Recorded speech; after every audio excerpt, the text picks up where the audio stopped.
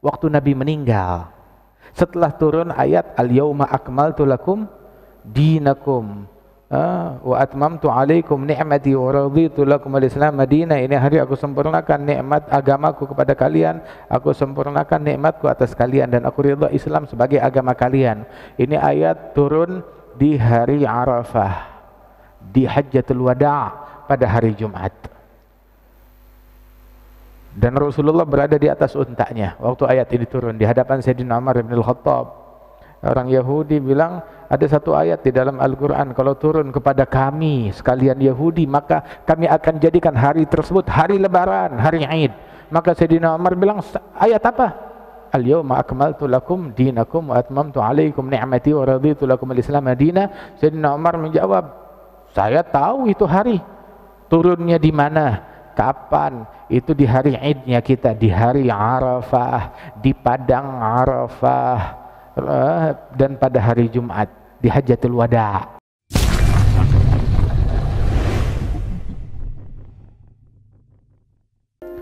Di dalam hadis pelajaran yang lalu kita ulang sedikit.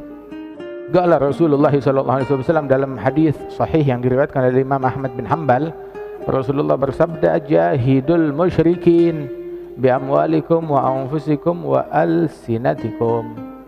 Lawan, berjuang, berjihad terhadap kaum musyrikin bi amwalikum wa anfusikum wa alsinatikum. Berjihad terhadap musyrikin dengan harta kalian, dengan diri kalian, dengan jiwa kalian, dengan lisan kalian, dengan lidah kalian. Jihad, kita disuruh jihad. Dan juga sudah dijelaskan tentang jihad tersebut yang merupakan bazlul majhud linailil maqsud, mengerahkan segala kekuatan, segala kemampuan, segala daya upaya untuk mencapai tujuan.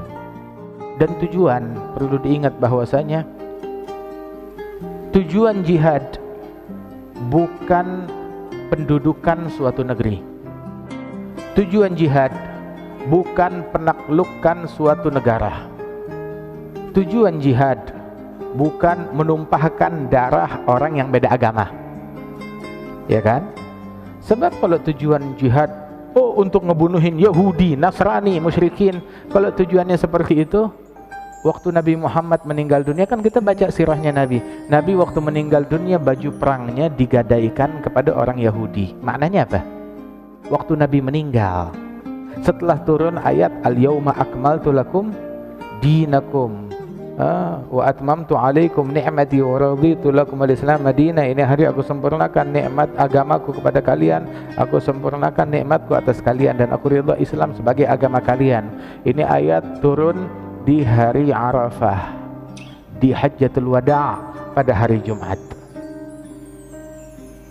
Dan Rasulullah berada di atas untanya waktu ayat ini turun di hadapan Sayyidina Umar bin Al-Khattab.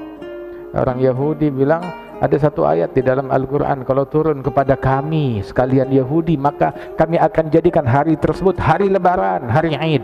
Maka Sayyidina Umar bilang, ayat apa? Al-yawma akmaltu lakum dinakum wa atmamtu alaikum ni'mati wa raditu lakum al-islam madinah. Sayyidina Umar menjawab, saya tahu itu hari. Turunnya di mana?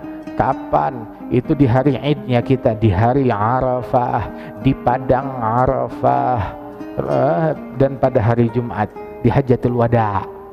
Dan setelah itu Nabi tidak berlalu dari umurnya kurang dari 80-90 hari, dan wafatlah Rasulullah sallallahu alaihi wa alihi wasallam. 80 hari kemudian wafatlah Nabi besar Muhammad sallallahu alaihi wa alihi wasallam, atau 90 hari pada 12 Rabiul Awal. Kemudian setelah turunnya ayat yang sempurna tersebut, Nabi sampai akhir hayatnya itu baju perangnya digadaikan kepada orang Yahudi untuk ngambil ngambil gandum. Jadi ngambil gandum, berhutang, jaminannya adalah baju perang beliau. Subhanallah. Maknanya apa? Di Madinah saat Rasulullah wafat, sampai wafatnya Rasulullah, di Madinah ada orang Yahudi. Ada orang Yahudi di Madinah. Dan sampai Rasulullah wafat, mereka juga bertransaksi, Nabi bertransaksi dengan mereka di Madinah, dan Nabi bertransaksi dengan mereka, dan transaksi dengan mereka sah dan dibenarkan. Maknanya tujuan daripada jihad, setelah sekian puluh jihad yang dilakukan oleh Rasulullah, sekian puluh pasukan yang dikirim oleh Nabi Muhammad SAW, harus kita fahamin, tujuan jihad bukan membantai orang yang beda agama. Tetapi tujuan daripada jihad tersebut, kalau tujuannya membantai, kenapa ini ada orang Yahudi di Madinah, di kotanya Rasulullah SAW? Terus Nabi Muhammad bikin perjanjian dengan orang-orang Yahudi yang ada di Khaybar. Dan di Madinah ada masyarakat Yahudi yang Rasulullah bikin perjanjian dengan mereka. Ada yang berkhianat. Antara orang yang berkhianat tersebut melakukan kejahatan perang, ada yang dieksekusi. Ada juga yang kejahatannya ringan, mereka direlokasi, dipindahkan. Ada juga mereka setia dengan perjanjian tersebut, tetap diteruskan perjanjian itu, keberadaan mereka di Madinah hingga selesai daripada batas waktu perjanjian yang ditetapkan. Subhanallah. Dan yang setia ada banyak daripada orang Yahudi tersebut. Hakadha. Tujuan jihad bukan menumpahkan darah, bukan penjajahan, bukan nyembelihin orang, tapi tujuan daripada jihad adalah litakuna kalimatullahi al-ulya, mengagungkan kalimat Allah, mengangkat citra Islam, memerdekakan manusia dari penindasan, dari kejahatan, dari kezaliman antara mereka satu sama lain. Disuruh berjihad melawan musyrikin dengan harta, dengan jiwa apabila diperlukan, dengan lisan. Taib. Dengan lisan tuh bagaimana? Caci maki? Bukan. Caci maki nggak ada hubungannya sama jihad. Caci maki tidak ada hubungannya dengan jihad, tidak ada hubungannya dengan dakwah, nggak ada hubungannya dengan nahi mungkar, nggak ada hubungannya dengan amar ma'ruf, nggak ada hubungannya dengan asyidda 'alal kufar. Caci maki itu adalah bukan bagian dari Islam. Caci maki itu adalah ajaran setan, bukan ajaran Nabi Muhammad. Agamanya setan, bukan agama yang dibawa oleh Nabi Muhammad. Jadi caci maki nggak ada hubungannya dengan jihad. Kata-kata kotor, cacian, makian, provokasi, ghibah, namimah, nggak ada hubungannya dengan jihad, nggak ada hubungannya dengan nahi mungkar, nggak ada hubungannya dengan amar ma'ruf, nggak ada hubungannya dengan asyidda 'alal kufar, nggak ada hubungannya dengan itu semuanya. Nah, harus kita pahami yang semacam ini. Terus makna jihad dengan lisan bagaimana? Dakwah. Berdakwah, ngajak manusia ke jalan Allah Subhanahu wa taala. Dan jihad itu adalah merupakan salah satu bagian dari dakwah.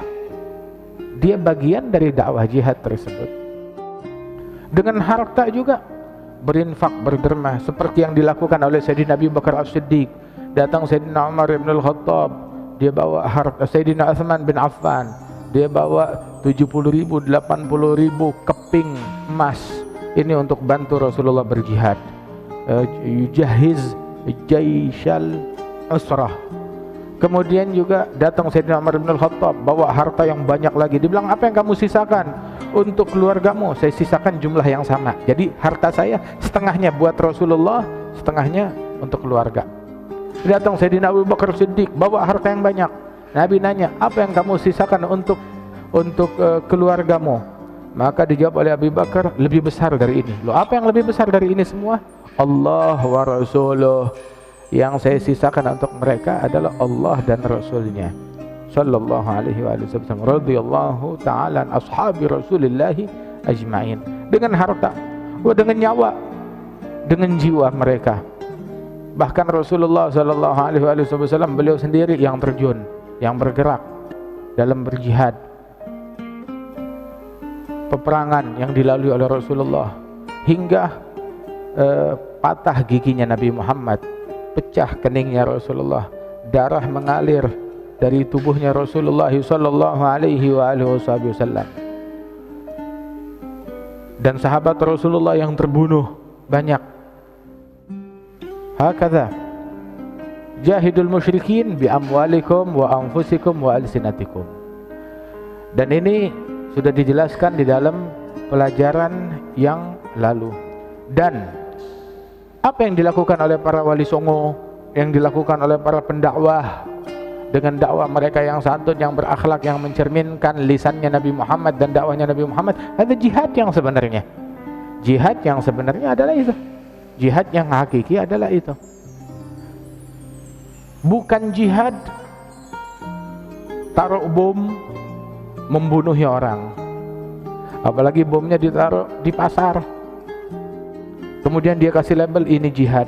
Yang terbunuh ada anak-anak, ada ibu-ibu, ada orang pasar. Haram, itu bukan jihad, itu jahat namanya. Ada lagi yang aneh lagi, jihad dia taruh bom di masjid. Terus dia takbir, jihad, Allahu Akbar. Dia taruh bom di masjid, dia bilang itu jihad. Begitu meledak, orang-orang di masjid yang udah ada banyak yang terbunuh, berhamburan keluar. Ketika berhamburan keluar, dia pasang bom yang kedua di luar, meledak lagi, lebih banyak lagi korbannya. Udah gitu yang berhamburan, yang lari, ditembakin lagi. Kayak di Mesir tuh, ada lebih dari 300 orang terbunuh ketika sholat Jumat. Yang melakukan bilang, ada jihad fisabilillah. Sholat Id, ditembakin, dibom, diruda, dia bilang ini jihad. Ada bukan jihad. Itu namanya jahat.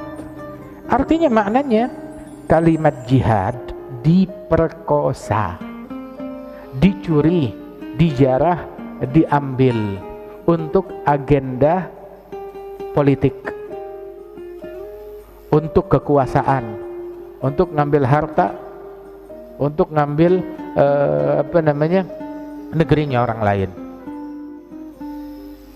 Terus kenapa?